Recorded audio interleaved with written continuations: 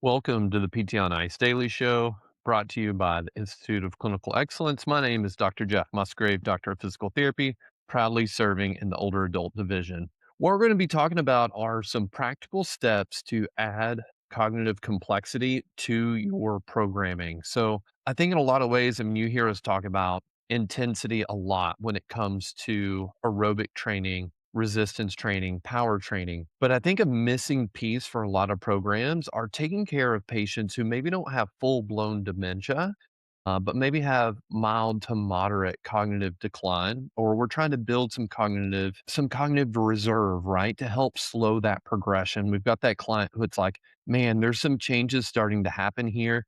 What can I add to my programming to make it a little more valuable for this person in front of me? So, what I'm going to do is talk about some common themes and threads from a recent systematic review looking at contralateral limb training for older adults and how we can add layers to this to kind of get a base level of a movement that is going to be valuable from a cognitive standpoint, and then how we progress those to make them super valuable and make sure we're hitting cognitive intensity for our clients. So, this systematic review looked at a lot of contralateral limb exercises where our arms and legs were doing different things and using things like alternate patterns. So, I'll give you a really easy example here to think about, are like a bird dog would be an example, a movement we see all the time, right? Where maybe we're in a quadruped position, right arm's going out, left arm's going out.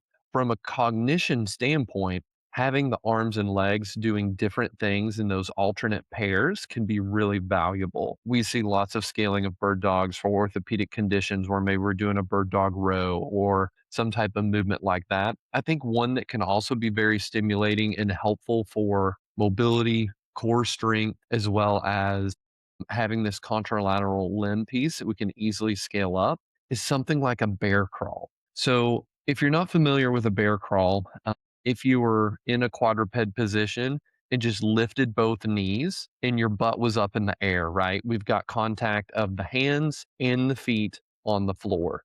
Would be a simple that would be our starting position. Most of the time when I've used this in group fitness, I've had alternate pairs lifting, so right arm and left leg. And we try to see if we can just kind of get the sequencing right arm, left arm, right leg. The cool thing about this position is we can also just add this to an elevated surface. So we've got a lot of people that come in for group fitness, or maybe you're coming in for physical therapy where we want to add maybe some closed chain, shoulder strength, some core strength, and then want to have that cognitive layer. So you can use an elevated surface like a bench, a treatment table, a box if you're in the gym setting, doesn't really matter. And you can get someone going in that static position. So we want to start with, if we're going to be building a program specifically designed to improve someone's cognition, we want to use this contralateral limb strategy. We need to pick an appropriate level to start with, right? A lot of our older adults may be a little bit intimidated to get hands on the floor day one, right? So we may need to start on something like a bench or a box and see if we can just get them moving from a static position.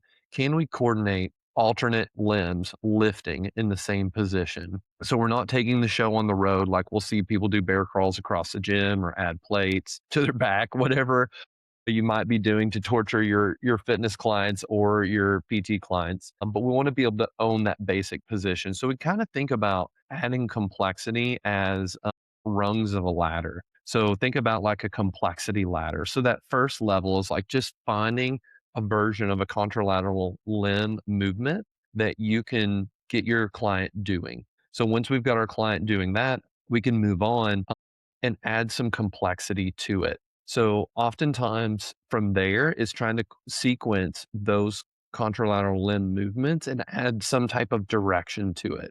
So if you were on a plinth or a bench, you could probably start trying to teach them to walk side to side, right?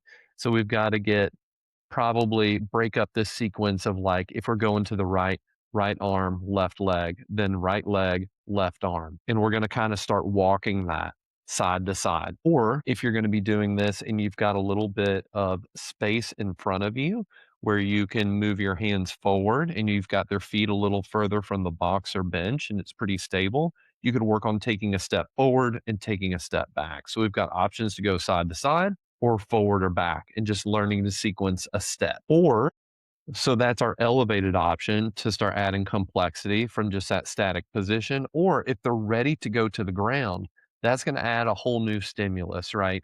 We're going to get more of the body weight on the hands. It's going to be physically more taxing. And that may be your next step. It may be just a physical step. Either way, either adding movement from the elevated surface or from a static position, taking a step forward and back or side to side, or just making that jump from elevated surface down to the ground. After that, then once we've got a pattern that is challenging, we can look at something like adding some of our layers that we saw in this systematic review. I've got the link in the show notes there. You can look it up. It's free access if you want to dig into all the different details. But we then want to add some cognitive complexity. So adding our cognitive complexity could be gamifying this a little bit, like the exercise gaming intervention that was used in this study, where maybe every time they need to switch directions, we ask for them to name an animal or name an animal in ABC order or name something that lives in the ocean. Or maybe we're naming fruits and vegetables in ABC order. And it's like, name a fruit or vegetable that starts with the letter A every time we switch directions. And we can gamify these things. Or we could say, I want you to take, if we're down to using the floor, maybe we say 3 steps forward, 2 steps back, name an animal, right? Or maybe we're just adding the naming to a single direction.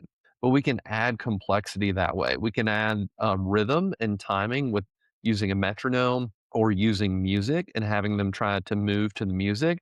Just be mindful if you use that, that the timing and your beats per minute match, right? We don't want this to sound like a rave when we're trying to add this in. And it's like,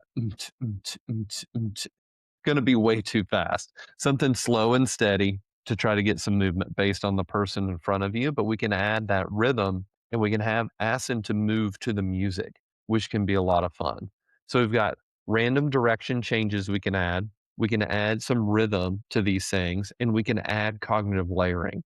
But we've got to start at the correct rung of the ladder for our client. We've got to make it doable. They've got to be able to own that first level of movement and make sure that it's something that you can scale from there. So for me, something like a bear crawl works really well. And want to be thinking about adding complexity because complexity is what drives our adaptation here. So pick your movement, then you're going to progress the pattern. Progressing the pattern and adding complexity is what's going to drive cognitive improvement and build cognitive reserve.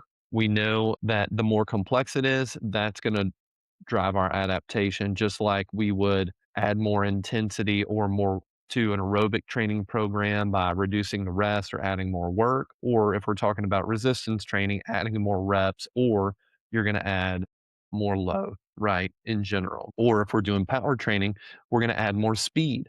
But we've got to think about our cognitive training the same way. What variables can I manipulate to effectively improve cognitive reserve, stimulate the cognitive systems? And those are the things that we're thinking about. So, bottom rung of the ladder, progress the pattern, and then add complexity to it. Those are your 3 steps if you really want to drive cognitive adaptation and build cognitive reserve for our clients. So, just to be super clear here, the literature is very strong. We're on a very solid foundation by driving cognitive adaptation through aerobic training and strength training, right? There's a mountain of evidence there, not really disputed. But if we want to add more layers, we want to drive more cognitive adaptation, we're going to do it through complexity. So you can use those 3 steps, find the bottom rung of the ladder, progress it physically, progress the pattern, and then add that cognitive layer or gamify it in some way. And that's really going to help build cognitive reserve for your clients from a programming standpoint.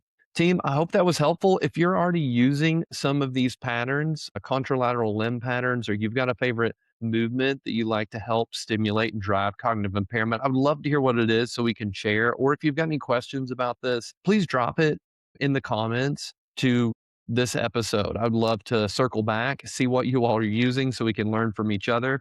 Hope you found that helpful. If you're not following the MMOA Digest, we've got great content, super helpful and practical things to help enhance your practice for older adults, free to your inbox every 2 weeks. So sign up for that if you haven't. Team, that's what I've got for you. Have a wonderful Wednesday.